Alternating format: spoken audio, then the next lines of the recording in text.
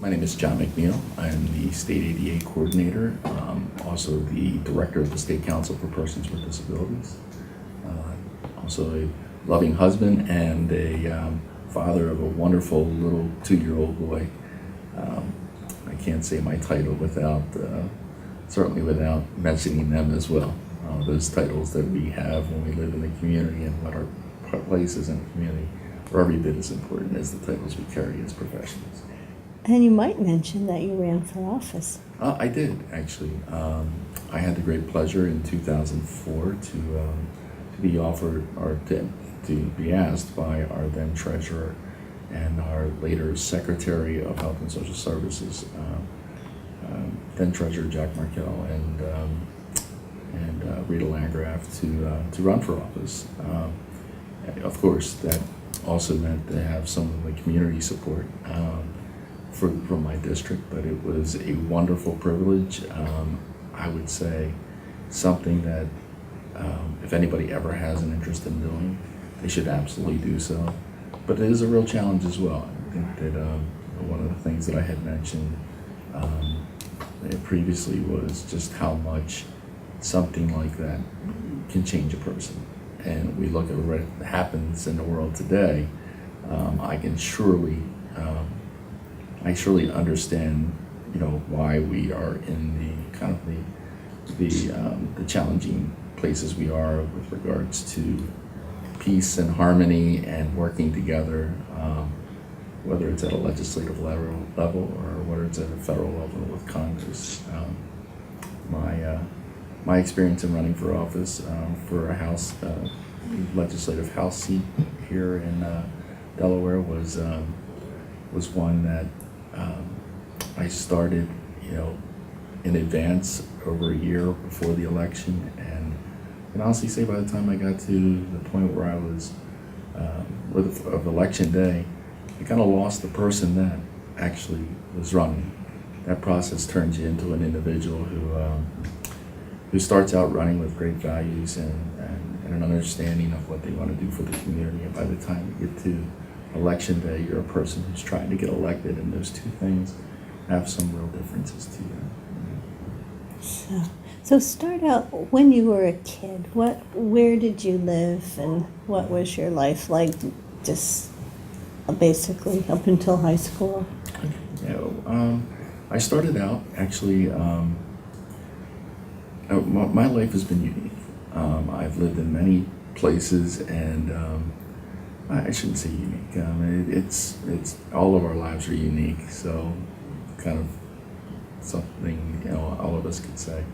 I started out my life living with an elderly aunt and uncle, and there were some family reasons why that occurred. But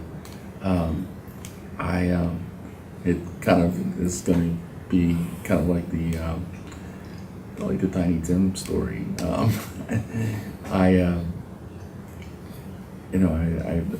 lived with the elderly aunt and uncle in I think it was a 12 by 50-foot trailer. Not very much. They didn't have very much. My uncle was in his 60s, and my aunt was in her 50s at that time, and for them to take on a newborn and raise them was something with rather meager means. But I was a prince. I was a complete prince to those people. Never went without anything. Couldn't have in my eye catch anything and not have it. Never had to ask for anything. But within that, also learned and valued from them, not just the giving nature, but also an appreciation for what it is to not just give, but to give as well. For the meager means, it was not for lack of love. I don't think any little boy was ever loved as much as I was. I lived there until I was 4, or I'm sorry, I think it was 3 when I moved from there to my grandparents' house, home from my father's parents in Chesapeake City, Maryland. It's that place, I think, in the back of my mind that when all of us have an opportunity to somebody mentions home to us, we all have a place in our mind that forever is home. And I think no matter where I live or where I go in life, somewhere in the back of my mind, Chesapeake City is always home. I grew up on the canal with my grandparents' home while they were living, while my grandfather was living, and then while my grandfather passed. So I lived there until I was 10. My father remarried, and we moved to Delaware, which was kind of a big step, a big change. A new mommy, so to speak, a stepmother who ultimately, in many ways, was a better mom to me than what I could have imagined. From anywhere, my mother, at that point in time, anyway, my mother was very young. She was 15 when she had my sister, 17 when she had me, and there's always family differences. I was not disconnected from my mother completely. We did the weekend here and weekend there, which really was kind of interesting with spiritual values, in the sense that my father was raised in an Irish Catholic home, and my mother was raised she was raised Irish Catholic, and then as she got older, so she had some things occur in her life, and it was more of a Southern Baptist church that she went to. So one week it was living in the Irish Catholic philosophy, and the next week it was living in kind of a Southern Baptist, and it was like the perfect storm, actually, to identify that there's a great deal of differences in this world when we look at something that's supposed to be so common to all of us. But it allowed me to develop my own spirituality that I think later in life ultimately really boded well for me and helped me certainly identify certain things that I think sometimes some philosophies and or being so deep into one way of thinking can sometimes blind you. Mm-hmm. So it was important to me. Like I said, my spirituality was utmost from the time I was very, very little. When I moved to Delaware, my father had some problems growing up. Some challenges with alcohol, and it was tough. It was tough on my stepmother, who was trying to nurture two new children, myself and my sister, including my half brother, at a very young age as well. But she did a really great job, and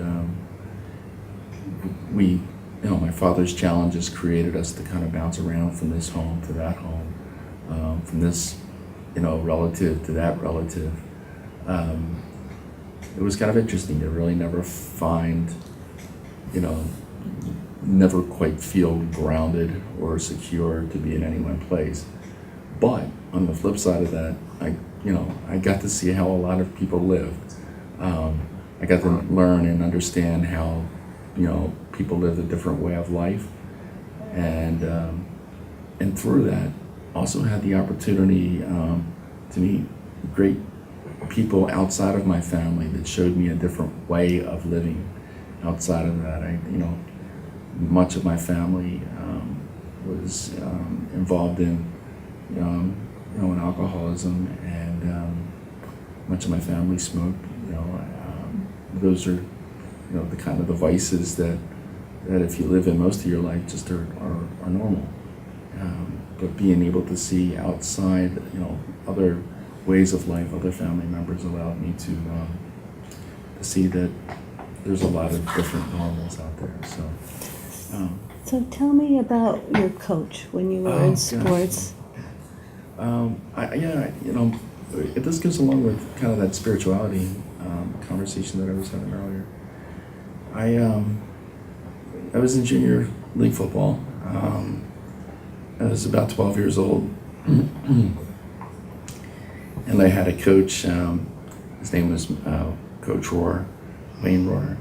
His son later, through our common interest in our camaraderie as teammates, we became best of friends. But Coach Rohr took a special interest in me, and I didn't realize it so much as we were going through 3 or 4 seasons together. But my last year in youth league football, Coach Rohr was one of those types of people that kind of looked like a motorcycle gang member, kind of a Hell's Angel, so to speak. But he had a long beard and long hair, and he was one of those types of coaches that at 10, 11, 12 years old, that at halftime of games we had to go up on the other side of the building because I think mothers would weep for the conversations that he would have with us with regards to how our play was in the first half if we weren't doing very, very well. Or for that matter, even if we were doing very well, he always wanted us to do better. And he had a very unique way of getting that message across, which to me wasn't so unfamiliar because I had kind of grown up in that lifestyle. But Coach Rohr, he was rough, and from time to time, and it was he's certainly one of those people that got your attention when he was around. He, one specific time, we had a game, and for all my life, I had never been on a winning team. I'd always been a pretty good player on some teams that weren't so good, which didn't work out well when you had a sister who was also the super athlete, who was on a championship team every single year, who had piles of trophies and all, for me to admire and be reminded of. But my last year in youth league football, we had a really good team, and we were in the playoffs, and the winner had the chance to go on to the championship game, and we were playing against a team. Just kind of coincidentally, there was also a neighborhood rivalry because the other coach lived across the street from Coach Rohr, and they had their own unique thing that was going on, and we started out the game.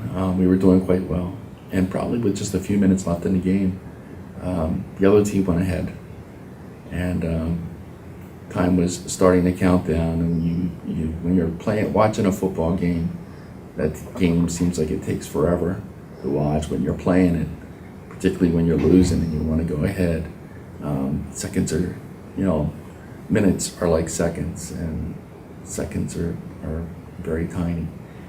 But as the game went on, it was cold, it was rainy.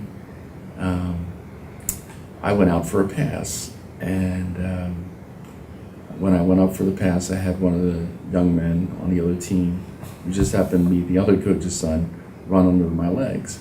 When he ran under my legs, the ball hit my hand, it ran under my legs, I flipped upside down and landed on my head. And of course I was hurt. I was my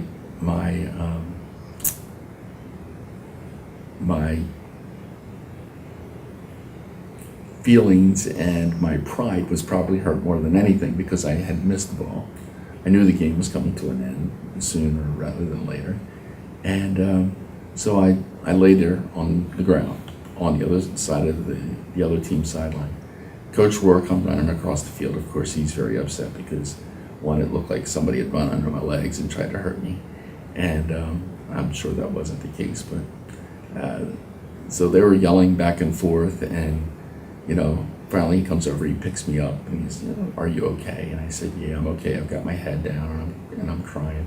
So we finally get off the field, and as we're walking off the field, one of the things that struck me was there was actually an older gentleman, probably a grandfather to one of the other players, who said, um,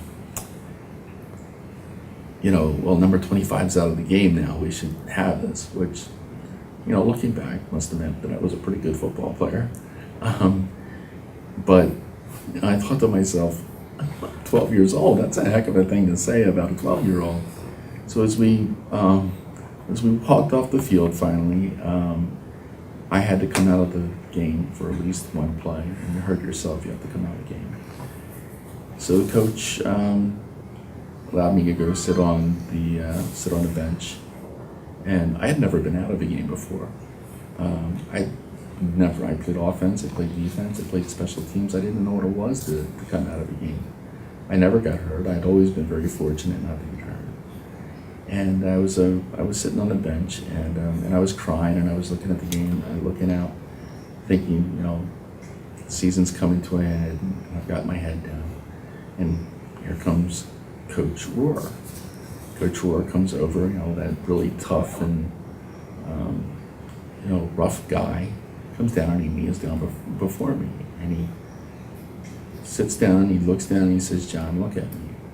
And I've got my head down as we do when we're little ones. We're not going to look up. We're gonna have our heads down and acknowledge. I'm looking. He said, "No, I want you to look at me." So he made me look in his eyes, and he said, "I need you to look at me. I need you to listen." He said, "There's going to be times in your life where you're going to win some things and you're going to lose some things, but you don't ever let anybody beat you." And he said, "It's okay if you're hurt and you want to sit over here, but you need to think about that. You need to decide if this is, how you want to end the season, and it's completely okay if you're hurt. Those things are going to happen too in life. If you haven't finished what you were here to do, you decide if you want to get back into the game."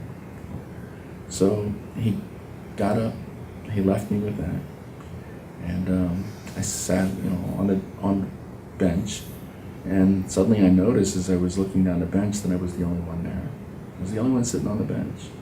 You had little guys, that were 9 years old, 10 years old, who had never got into a game, except for the obligatory time that they had to play a couple plays. And I looked and I saw the cheerleaders had, were now gone, and all the fans were gone. They were kind of up in their cars. It was cold, it was raining.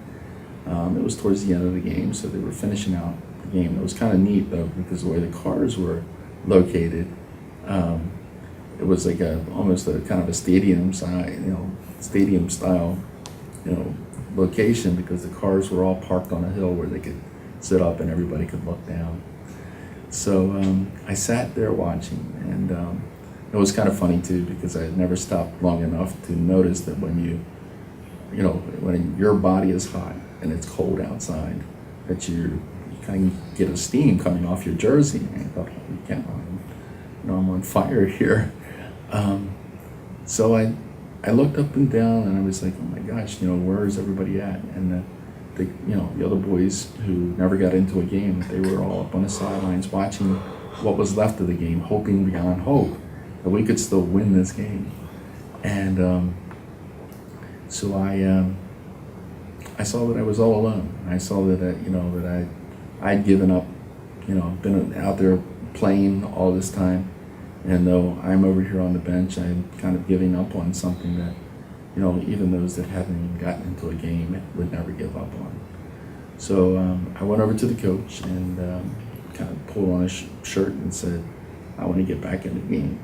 And he said, "Okay, you go in, and you tell Billy," I still remember his name, to throw that ball as far as he can, and I want you to run as fast as you can, catch that ball, and don't stop running until you get into the end zone.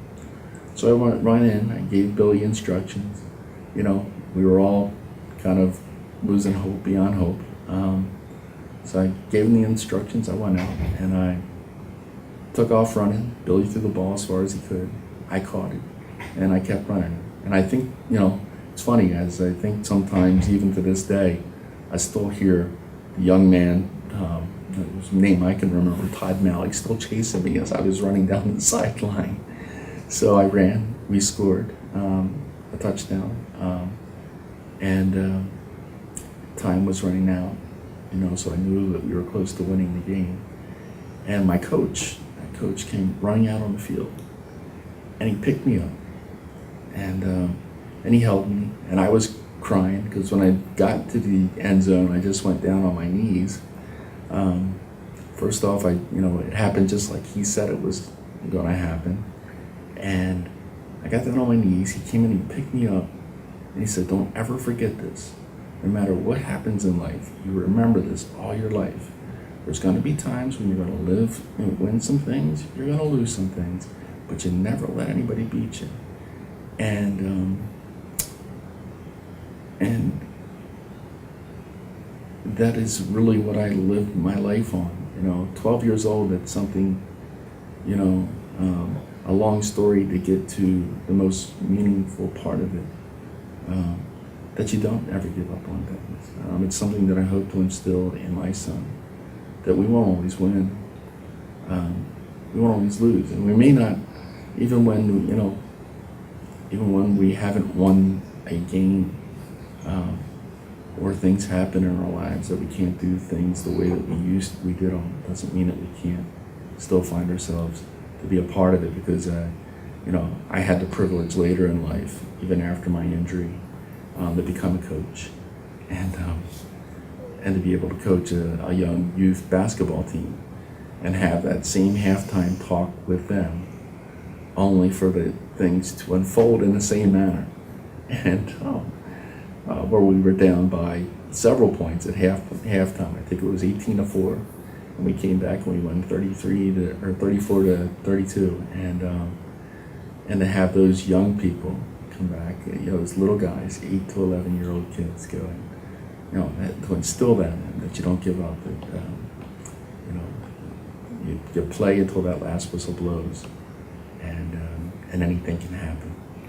And then, let me see, next step after that, what did you do in high school, and what were your aspirations then?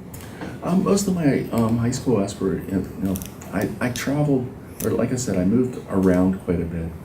I had a wonderful, like I said, stepmother, and most of my teens, all of my teens, were living with her. So most of my life, I wasn't necessarily living in a home that was biological to me. Mm-hmm. So all the love that I grew to know came from individuals that weren't necessarily obligated to give me that. Mm-hmm. So I have to add that in because it was just really something so important to know and understand. And when I got to high school, again, a lot, surrounded sports, and a lot was also, around education. My parents took one of the things that I realized very early on, and I can't mention high school and doing well or struggling in high school without mentioning the fact that one that it's really never quite feeling like completely a part of something went back to goes back to when I did move into my grandparents' house, and I had a grandfather who just saw something in me. It was one of those sit down and write, or sit down and watch the evening news, which I do to this day, read the newspaper. And I remember him telling me when I was a little boy, or I remember going to first grade, and I got my first report card, and I got all B's. And I went to my first grade teacher, and I said, are these good grades? And she said, no, they're awful. Well, I didn't know how to take that as a first grader. I was like, oh my gosh, what am I going to do? I've got awful grades. I can't go home with these grades. So I didn't go home. I went and I kind of sat on the banks, the canal banks. So, like I said, I grew up on the canal banks. And my cousins came looking for me, and they found me, and they took me in, and I showed my grandfather my report card. And he said, no, this is terrific. Straight B's, that's really good. And so I saw something early on that says, okay, this is how you get positive attention. You do well in school. And so funny thing with that was I went back, I worked even harder because I saw, okay, this is where I get that positive attention that all young people, all little ones crave. And I worked even harder and got straight A's with the next report card and saw, oh my gosh, I didn't get straight B's. What am I going to do? I went back and he instilled into me the importance of, getting good grades. And I saw that again as a way of, as a way of getting that positive attention, which then led into, later years working hard in school, sometimes working not as hard as others, as other times, sometimes struggling in school, which usually had more to do with behavior than it did with education. But I continued to play basketball. I continued to, enjoy, playing football when I could. But one of the things that I really began enjoying when I got to high school was writing. I loved writing. Didn't realize how much I loved writing. I loved debating. Social studies classes, civics classes, those types of classes were the classes that I really, really enjoyed. My senior year, I moved from the biggest school in Delaware, William Penn, back to my hometown in Chesapeake City to play football with my friends, and it was my senior year that I thought was going to be the kind of the crown jewel. I get to do everything with my friends, even though it's not quite the big football school that William Penn was. That summer though, we had our summer practice, we were in our summer scrimmages, and somewhere during the course of the summer scrimmages, or when I was swimming between practices, I had done something, and I felt that I had hurt my back. And I went back to the scrimmages trying to tough it out, and I took a hit, and I later wound up in a hospital.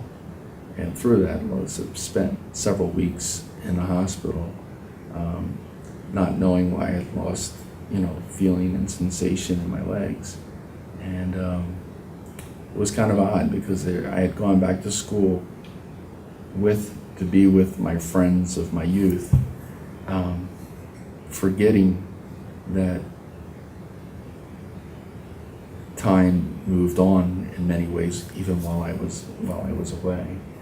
And so I spent, those weeks in the hospital, pretty much on my own. Not getting any visitors from the football team. The football team being told that, that my family was suing the football team, when that wasn't the case. It was just that we had paid for insurance. So the word got around that, that we were suing. Not only that, with football and basketball seasons, there was big write-ups in the paper about my transferring to the new school, and so that kind of got thrown back as well. Even by some of the teachers when I finally made it back to school. I did recover for the most part, although I lost my senior football season and my senior basketball season. And when I went back to school, I just really threw myself into the once again my academics, and really committed, probably more than I ever had, into my academics, and tried to get things back on course there. I kind of went through most of that year kind of by myself, and to some degree, but developing friendships with some of the students that had come in during the course that I had been away,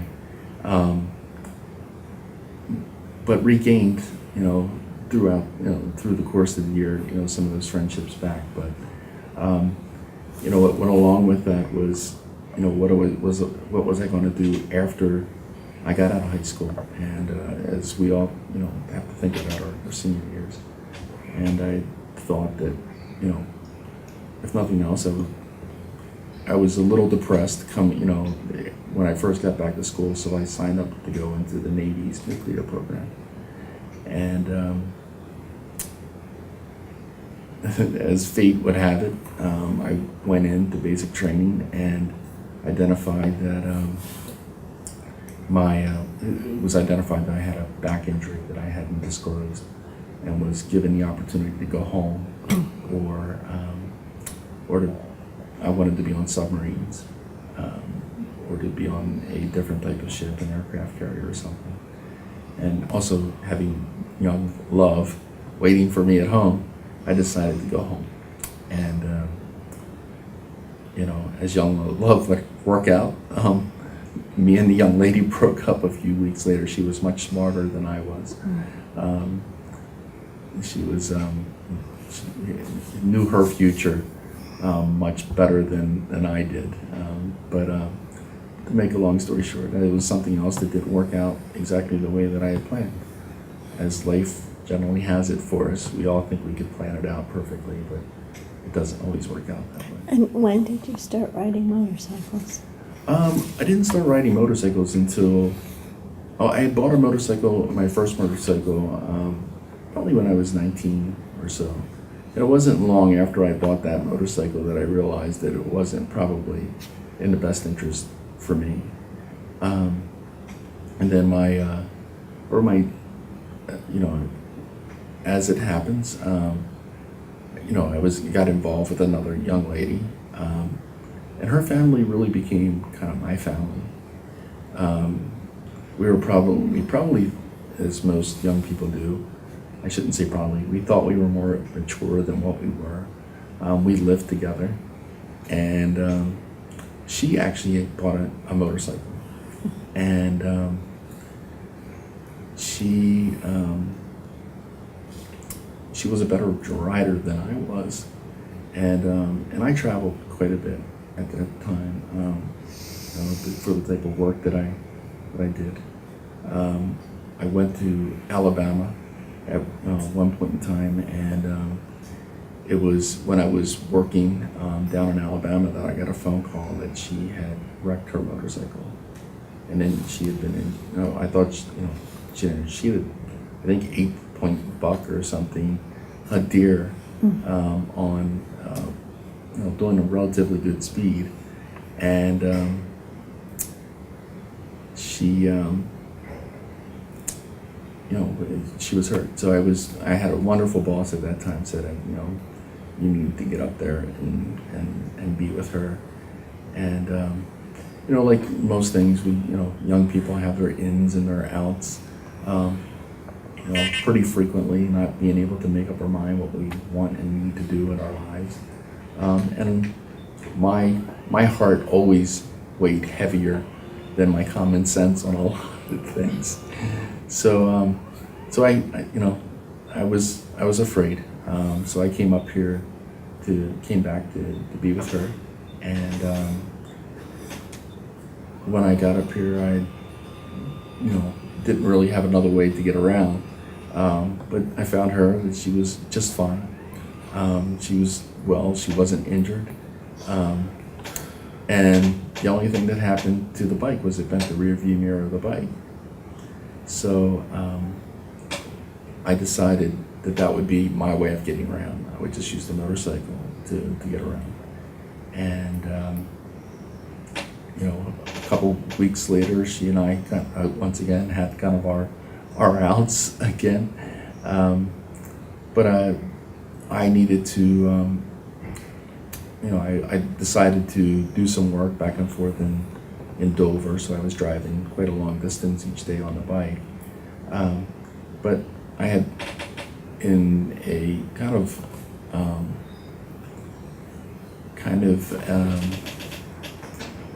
what's the word that I'm looking for? In an unorthodox manner, I had kind of run into my mother again at a social event.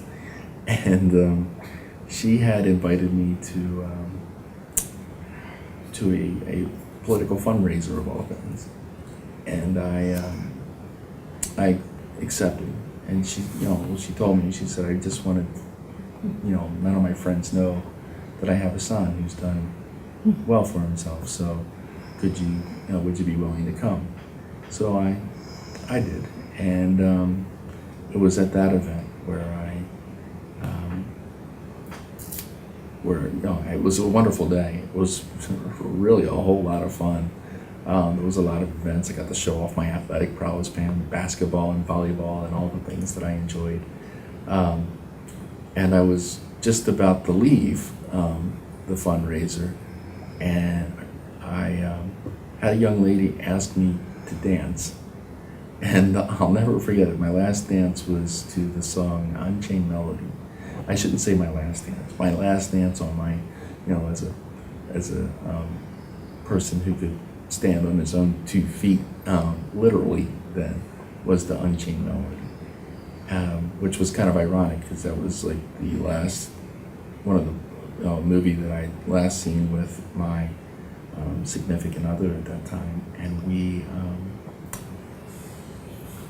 we had had a discussion after seeing the movie about the what if things happen. And the movie, the song came from the movie Ghost, if you can remember it from that year. And it was a really touching, romantic movie about a young man who Patrick Swayze, who gets he loses his life, but he looks over his significant other at that time, or his wife, I should say, Demi Moore. And after the movie, we had one of those conversations of, well, what would you do? And I remember telling her that if I couldn't dribble a basketball, I wouldn't want to live. But of course, it started out with, would you look after me? Of course I would. And then, well, what if this happened? And what if this happened? And somehow we got to, what if you were paralyzed? And I told her if I couldn't dribble basketball, no, I wouldn't want to live. And I remember how genuinely I felt that way. I couldn't imagine not having my physical, abilities or my athletic prowess. She was more jealous of a basketball than she had to be of another girl at that point in time. So, but anyway, so I left that night, and I rode the bike up the road, and I had things that I was thinking about. One of the things that I was concerned about wasn't far from where my mother lived, and I knew where she lived pretty well, and could get myself back and forth to her place without worrying too much about the windy, thin roads that were in that area. And but this particular area, even though it wasn't far from where she lived, wasn't an area that I frequently went to. So as I was riding up the road, I came up to a hill, and as I was going up the hill, it wasn't a very steep hill, I was going up the hill, I was worried about, things like, I don't know this road very well, I'm afraid there could be turns or something like that where a car could come out. So I didn't want to have to stop suddenly and be afraid that something behind me was going to run me over. So I needed to look over my shoulder and find out, because the rear view mirror was broke. So I turned around, I looked over my shoulder. When I looked back, I was right in the middle of a split in the road at the top of the hill. And I went straight into the woods, several feet into the woods. Some people still to this day can't imagine how I got as far into the woods as I did. And then I found, the funny thing is, as you're going through this takes like mere seconds, maybe 2 seconds. But in that whole process, your mind is working so fast that you actually, all these options come to you. And to me, it was get off the bike, or, stay on the bike, having the conversation with myself, of how, what would turn out from that. And I remember thinking to myself, just ride it out. You'll be okay. You've lived a charmed life. All will be well. And then I hit something that was a lot stronger than me or the bike that stopped me suddenly, and I went head over the handlebars and head first into a tree. Unfortunately, I had a helmet on, but I damaged my spinal cord. I had broken my neck, and there I was laying up in the woods at 9 o'clock at night, and laying there for quite some time. And it was kind of interesting because you lay there and it's nighttime and it's in the woods. You're out in the country, and if you can hear things for just miles. You hear things that you otherwise could never hear. And the interesting thing was there was cars that would come pass periodically. There wasn't very many. I knew the cars would be coming away from the fundraiser that I was at, and one stopped, and and I could hear the people talking in the car. They had the windows down. It's back before every car had air conditioning like it does now. And the gentleman said, "That looks like a motorcycle headlight up there to me." And I could hear the young lady in the car say, "No, it looks like a house to me. I think, no, honey, I want to get home." And I was like, "Oh my God, what did I do to a woman? This one's gonna do me in, And I was at a point where I could, I had collapsed the lung, and I couldn't yell for help. I had some internal bleeding that was taking place. But fortunately, he prevailed, and he decided he was going to come up and take a look. So they came up, they looked, they found me. I could tell them where to go get help. I remember sitting there, even as I was waiting. It's kind of strange, the things you think about. You have, quite a bit of time. I don't know if it was, an hour or 2 hour period of time, but, somebody told me I had a 2 hour and 5 minute headlight because my headlight went off just shortly after I was found. Okay. And but I remember my biggest concern was thinking about that charmed life as I was laying there was, I was going to be late to work for the next day, or I was going to have to miss work, and as I was contemplating, all I could think about was how I was going to get myself to the shoulder before I was found, and I kept digging my elbow in, trying to get to the edge of the road. And I thought I couldn't get up and move because maybe I was in shock. And then I thought, well, if I was in shock, I probably wouldn't be thinking I was in shock.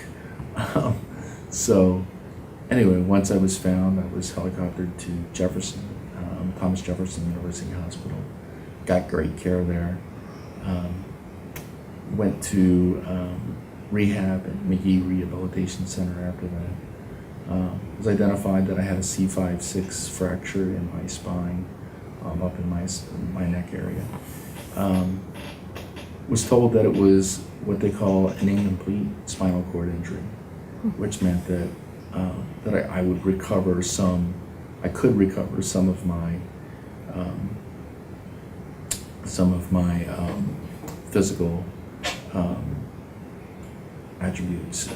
What I mostly recovered after that was at the time that it happened, because of the swelling and the bleeding on the spinal cord, I couldn't move anything from my neck down. And of course, I was in a what they call a halo, this apparatus that gets screwed into your forehead and into the back of your head, and you have to wear it until your neck your neck heals. I had a spinal fusion that was done, where they took bone from my hip and grafted it to my neck. So it was quite the ordeal. And of course, for me, here I was at a position of unable to possibly dribble a basketball again. Of course, at that point in time, I didn't think that. I was somebody who, again, you know, you win some things, you lose some things, but you don't let anything beat you. So this was just a game to me that I was going to beat. And beating and winning this game meant walking again. That if anybody could prove it could happen, that it would be me. And of course, I had plenty of folks who knew my determination, you know, fed that as well, you know, which is the right thing to do, particularly early in the stage of a spinal cord injury. You work really hard every day, and if something comes back, you know, you work at that. You maximize your utilities. My favorite class in high school was my senior year economics class, and if anything that I could say that, you know, that I learned the most from was that basic fundamental, and that fundamentals is you maximize your utilities. So whatever utilities that you have, whatever attribute you have available to you, you maximize that, and then if something comes along, you work hard and you maximize that. So that's the way I took my injury, and I even to the point where, you know, I remember the day, you know, I was unable to, you know, one of the things that's below my injury is something called flexion, the ability to raise your wrist. In this hand, I can't do it in my left hand, but one morning I noticed I had a little flicker in my right. So I just kept working at it, and no, it's not much. I maximized how much I could do it, and strengthening just that little bit, I could tell. It's funny how such a little thing in many ways can help you in other things, picking up cups and not dropping them and things like that. So again, maximizing your utilities. But like I said, I thought it was a game. I thought it was a game to overcome having a spinal cord injury and to walk again. And after it took a bit of time, and I came home out of McNeal and right back to my parents' house, and again back to you know, this time a 70 by 14 foot mobile home, where, you know, to rebuild my life again. So really, I had spent actually most of my life trying to get away from my family. I wanted to move out when I was 18, not for any other reason, you know, than to live a different way of life. I loved my family. I loved, you know, all that they had offered me and all that they had given me, and my extended family as well. And I shouldn't call it extended, but my step-parents, grandparents, and how they loved me. But I wanted a different way of life than what I grew up in. I will say, with regards to my stepmother's parents, they were extremely hardworking. My grandfather never missed a day of work. I think he missed one day of work in 40 years. Mm. So, but anyway, that's, you know, back with them and going, okay, how do we build ourselves out of this? And that's where the real challenge started. I was no longer in rehab. I didn't have all of those people every day telling me to get up, get out of bed, get to rehab, or get to physical therapy, get to occupational therapy, do those things. I lost, you know, now I'm out in the real world as opposed to a hospital where I'm surrounded by people who are in many ways just like me, other people with spinal cord injuries, other people with wheelchairs. Not everything is 100%, you know, ADA compliant where you can wheel around freely. It's in the heart of Philadelphia, and so you get a little sample of that when you go out, but you don't realize now you're in a world, you know. And at that point in time, I was in a manual wheelchair, which I could barely move myself. So, you know, as much as I had a real determination, I was set in a place where I had a real challenge too, of all things that were going to challenge my determination on what, you know, was going to happen, and coming to the realization after time that I was never going to walk again. So that game would be a game that I would lose. And that was something that would be hard for me to swallow. But once again, I had good people come into my life. And I don't know if anybody, I've said it time and time again, I've Forrest Gumped my way into this extraordinarily ordinary life. And it's largely come by in many ways, the impact that one person would make periodically through my life. Kind of like Coach Rohr in a lot of ways. And there was a lot of Coach Rohrs. Oh, let me rephrase. There's only one Coach Rohr.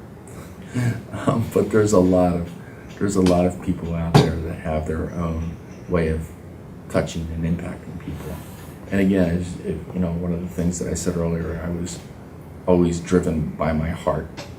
And I had a young lady come into my life who was one of my home health aides, and she saw something in me. One, she saw that I still had a lot to give as a person, but she was like, "You need to get out," So she talked me into taking a class at Del Tech.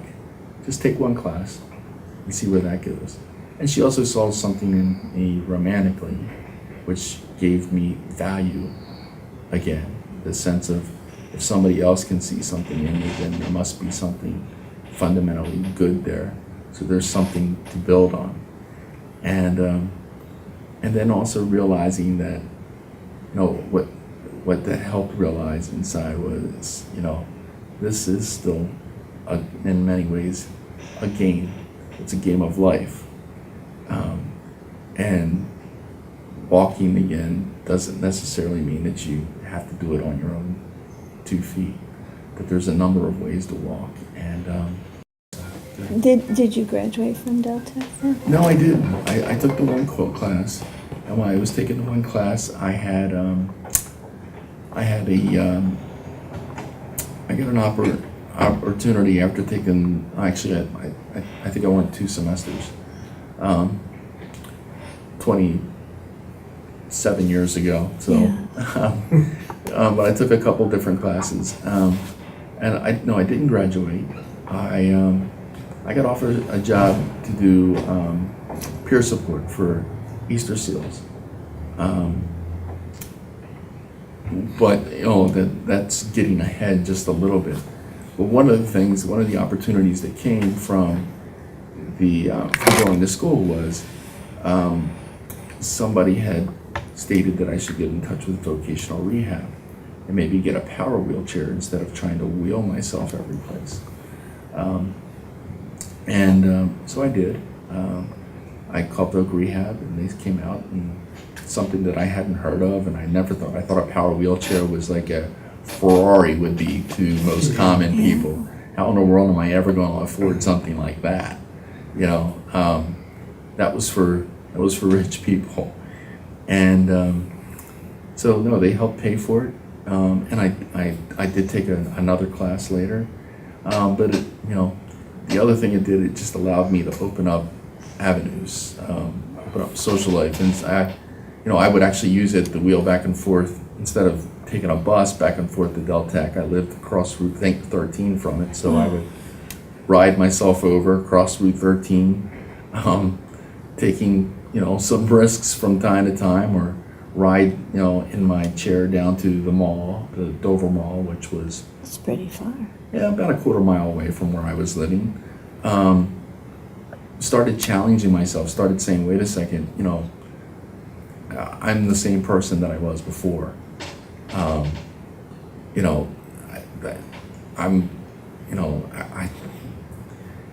didn't identify this all myself. Again, some people identified it into me, and like I said, I was also a very spiritual person. And I do remember waking up one night, in the middle of the night, and thinking about my life, and almost having a voice speak to me in that way that Coach Rohr did, because those words that Coach Rohr spoke, they were not coming from Coach Rohr. I'd never heard a man speak so softly in my entire life. It was almost like talking to somebody out of their body. But it was like having a voice to me, a voice that I had heard before come to me and say, there's going to be some, what was it that you wanted in your life before, John? And thought to myself, I wanted, my own family. Of course, my wife, a wife, that I would love and value. My own family. Do something meaningful in life. Have purpose. And be able to give back, and of course be able to support that family in the things that I wanted to do in life.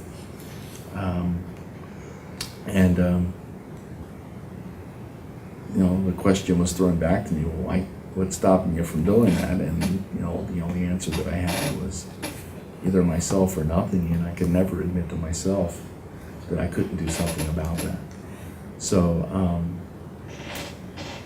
ultimately, I eventually, having a power wheelchair, the ability to get around, I found my way, once again, into the hands of some other really good people. It took a few years, and then I made a phone call.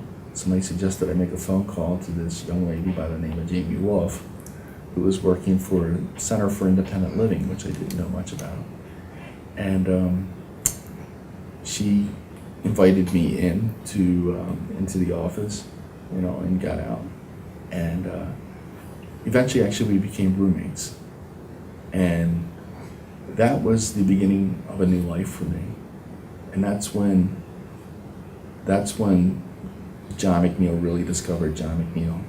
I think most of my life, even up to the time I had my motorcycle accident, for as much as I thought I was doing the right thing and heading into the right direction, and people could say, well, you had so much available to you when you were 22 years old. How could you possibly, imagine anything less than that? And I can't imagine things not unfolding the way that they've unfolded. Especially with Jamie, she wouldn't let you go backwards. No, the funny thing was, Jamie gave me the opportunity. It was the first time. It was the first time living out in the community on my own. I spent a lot of time. She lived in downtown Dover at the time, right next to the governor's mansion. How perfect. So I could invite myself to parties. I wanted to, the parties that the governor was having. But mostly it got me, really, okay, now you have to depend on yourself. And, and I happened to meet some other folks along the way.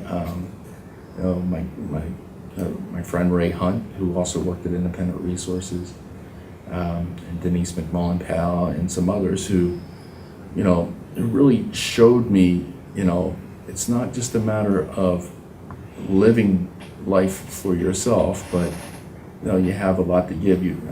Our way of life, living a life as a disability, it's not easy. But if you want more, if we as a community want more, if we want to be more involved in the community or more part of the community, then that was something worth fighting for. So once you met all these fighters, these wonderful people, how did you get from there to where you are now? You don't. It's kind of like walking up the stairs. Again, like I said, I'll say probably 1,000 times that I've Forrest Gumped my way into the life that I have. It always seems like the right person at the right time fell into my life. But I know that also doesn't come without some responsibility myself. I know that I'm somewhat responsible for, we're responsible for we're always held responsible for the bad things that we do in life, and we usually don't credit ourselves for the good things that come of our lives. And so I know a lot of that had to do with, first, I have to say, even while I was living with my parents, my stepmother took wonderful, wonderful care, of me. So living with Jamie, living downtown, I actually spent a lot of time at Independent Resources to the point where I think they just thought this guy's around an awful lot. Why don't we just offer him a job? So they did, and I worked at Independent Resources for 5 years. It was a wonderful experience.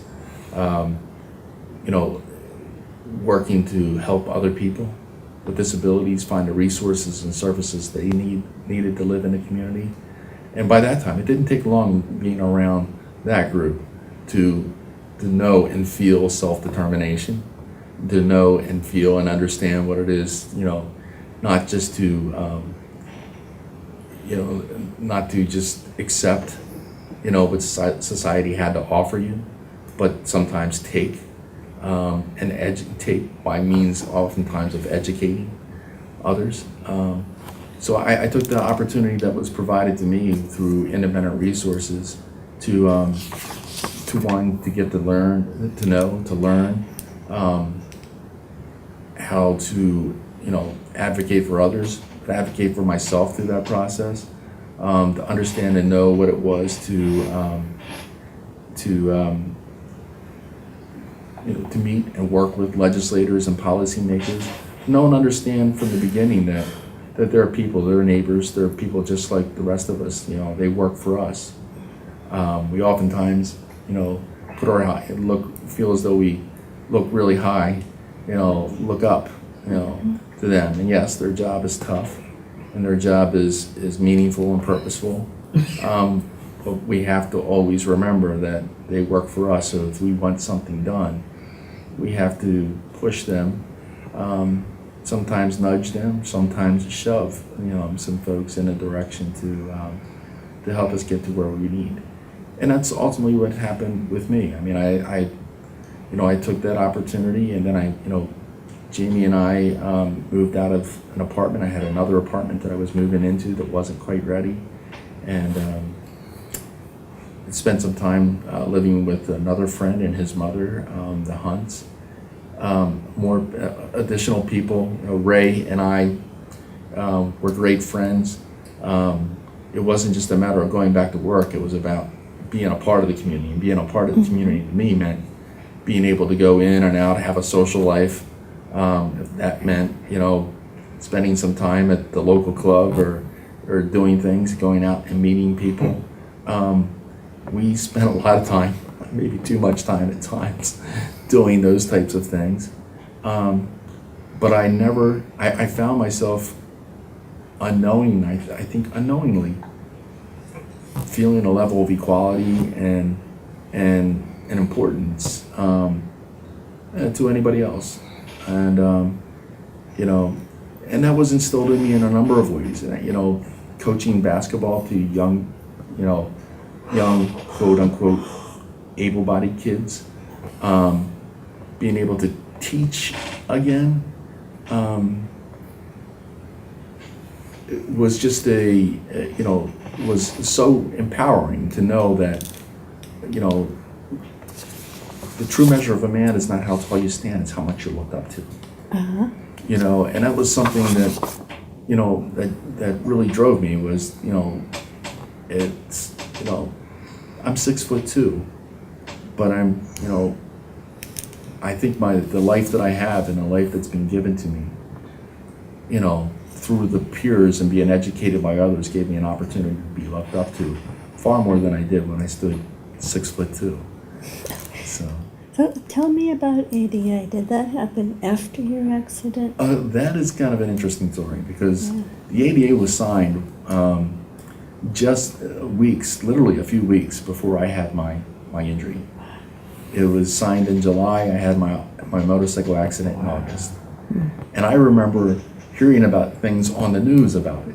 Even after I had, after my injury, it was still a story in the news. And it was interesting because I really never gave much thought to what this ADA things, this Americans with Disabilities Act, or what it would mean. Of course, I had no history to that. My history began the year the ADA was signed. It's only now, later in life, going through the processes of understanding what the ADA meant and what's happened since the ADA was signed is one thing. But having the education and being around the people that I know, I also know that there was a lot of work that went before that, Section 504 of the Rehabilitation Act, which was really the parent, the father, the mother, I should say, of the Americans with Disabilities Act. But it was signed into law, like I said, the year of my injury. How ironic. Like I said, things just happened at the right time for me. Of course, it was signed for just me. But no, I got an opportunity to learn more about it. And in fact, when I was working for Independent Resources, we identified that the city of Dover had signed on to an amicus brief supporting a lawsuit that the city of Sacramento was in, where they were being sued for non-compliance of sidewalks, for their infrastructure, their fundamental infrastructure. And the settlement agreement was that they were going to have to spend $20 million a year for the next 30 years on sidewalk infrastructure. But anyway, we had signed on, and there was a magazine article in one of our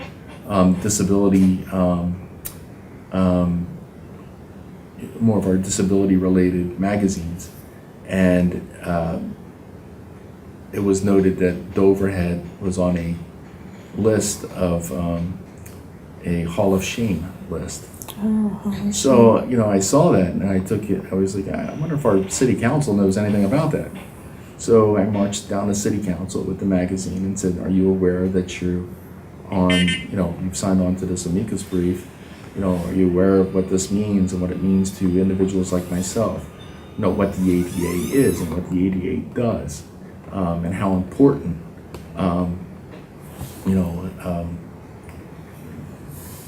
this bill is, or this law is, and that what happened in Sacramento could happen here. And come to find out, actually, the city council knew nothing about it. Oh my God. It was a decision which often is made by city managers, and the city manager at that time had signed on to it. Now the city manager was in a little bit of trouble with the city council. They didn't want their name on a Hall of Shame, and they ordered the city manager to work with myself and my coworkers to develop a kind of a self-evaluation of where and what needed to be done with the city of Dover. So that was really my first involvement with really getting into, okay, this is what Title II of the ADA is, this is what Title II requires a city to do, a town to do. So we did mostly buildings at that time. It wasn't much thought going into the sidewalk infrastructure.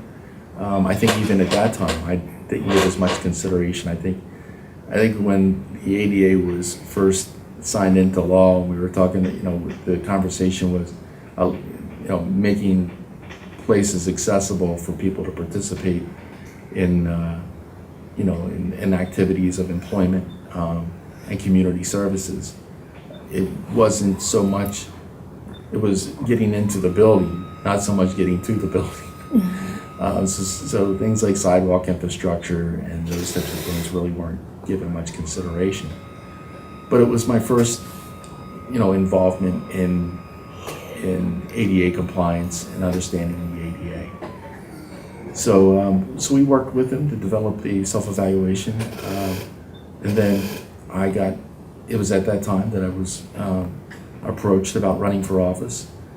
So other things kind of took priority, and I went through that wonderful process.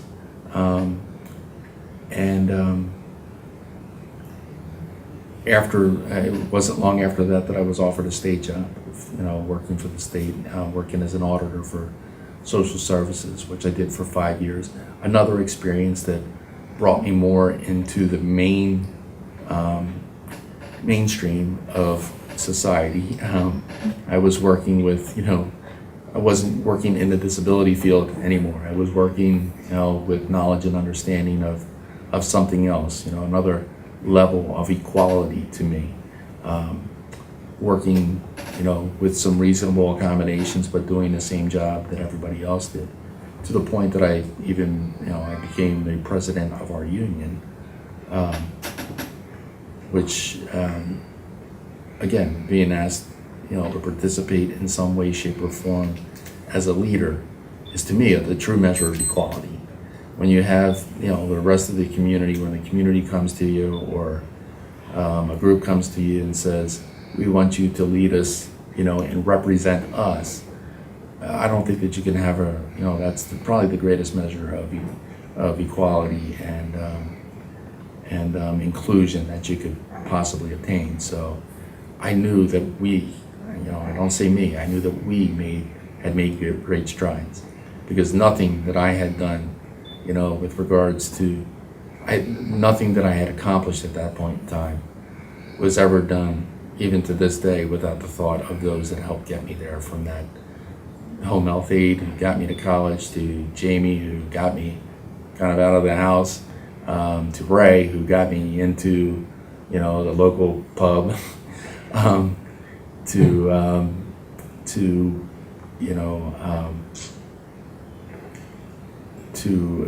another relationship that got me involved in my own family, a relationship where 3 beautiful young ladies to this day that I still call my daughter, who are really terrific and successful young ladies, who are also all a part of working on the campaign and everything else, and feeling as though that I was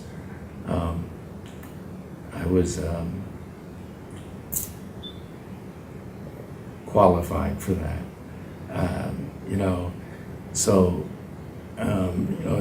Nothing, nowhere, and that's probably with most of us, but I know it certainly for myself as much as anything, that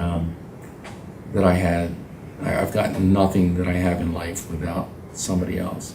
And also, that didn't come in a smooth transition.